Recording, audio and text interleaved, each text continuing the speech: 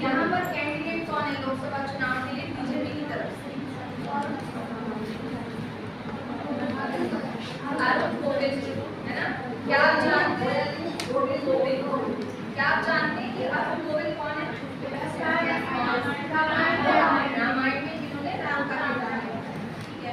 क्या आप जानते हैं कि कांग्रेस की तरफ से लोकसभा इलेक्शन के लिए कैंडिडेट कौन है? क्या आप जानते हैं बसपा की तरफ से लोकसभा का कैंडिडेट कौन है? नहीं जानते। क्यों नहीं जानते हैं? क्या आपने इसके पीछे के फैक्टर को जानने की कोशिश की कि आप लोग क्यों नहीं जानते?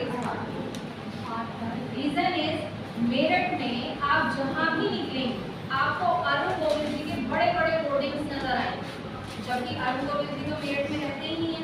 कम से कम 25-30 साल पहले मेरठ छोड़ के जा चुके हैं, लेकिन मेरठ के लोग बहुत अच्छे से जानते हैं कि लोकसभा इलेक्शन में वो बीजेपी के कैंडिडेट हैं, ठीक है। कांग्रेस की तरफ से कैंडिडेट हैं वो मेरठ के रहने वाले हैं। बसपा की तरफ से सुनीता वर्मा जी को कैंडिडेट बनाया गया है, वो मेरठ की मेयर भी रह चुकी हैं, लेकिन फिर भी हमें नहीं पता। रीजन इज कि अरुण गोविल जी के लिए जो भी व्यक्ति लिख रहा है, जो भी उनके लिए एडवर्टाइजमेंट होर्डिंग बना रहा है, वो क्या कर रहा है? आप लोगों के बीच में पहुंच बना रहा है, ठीक है। आप लोग इंस्टाग्राम, फेसबुक इस्तेमाल करते हैं, आपको कहीं ना कहीं कोई ना कोई मैसेज ऐसा दिखाई देता है जिससे आपको पता चलता है कि इलेक्शन आने वाले हैं और ये कैंडिडेट है। कांग्रेस इस काम को क्यों नहीं करता? क्योंकि उनके पास बहुत अच्छे राइटर्स नहीं, ठीक है। अन्य पार्टीज हैं, उनके पास अच्छे राइटर्स नहीं।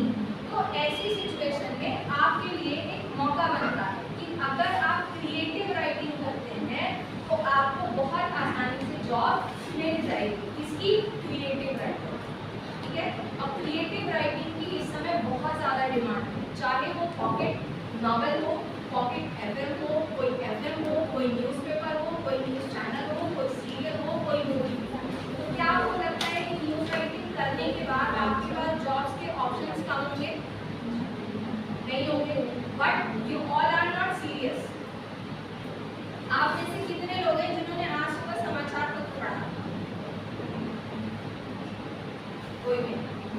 क्या आपने सोचा है कि भविष्य में हम क्या करेंगे? आप में से कोई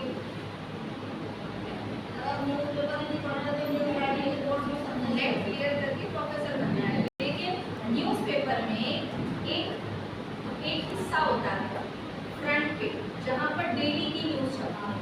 हफ्ते में एक ऐसा पेज आता है जहाँ पर पूरे वीक की या पूरे मंथ की अपडेट होती है। अगर उन अपडेट्स को आप पढ़ लें तो आप कोई भी कॉम्पिटिटिव एग्जाम आसानी से क्लियर कर सकते हैं, चाहे वो नेट हो, चाहे वो आईएएस हो, चाहे वो आईपीएस हो, चाहे वो पीसीएस हो। एक न्यूज़पेपर आता है द हिंदू के नाम से, यस मैम, इंग्लिश का न्यूज़पेपर है द हिंदू।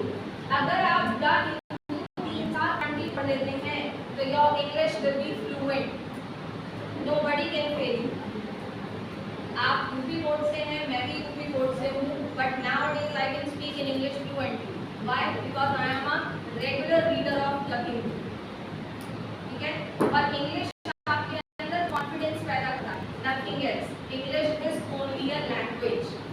हिंदी सीखना बहुत कठिन है क्योंकि उसमें बहुत सारे शब्द, बहुत सारी मात्राएं होती हैं। इंग्लिश में कुछ नहीं होता, सिर्फ आपको वर्ड्स याद करने होते हैं। तो English is very easy, but क्योंकि हम ऐसे बैकग्राउंड से आते हैं, ऐसी सोसाइटी से आते हैं कि हमारे अंदर कॉन्फिडेंस बिल्डअप नहीं होता। ये कॉन्फिडेंस आपको बिल्डअप कहाँ से होगा? जब आपके पास नंबर ऑफ वर्ड्स होंगे, और ये नंबर ऑफ वर्ड्स या ये शब्द कहाँ से आएंगे आपके पास? न्यूज़पेपर से, ठीक है। तो आप आज से कोशिश कीजिएगा कि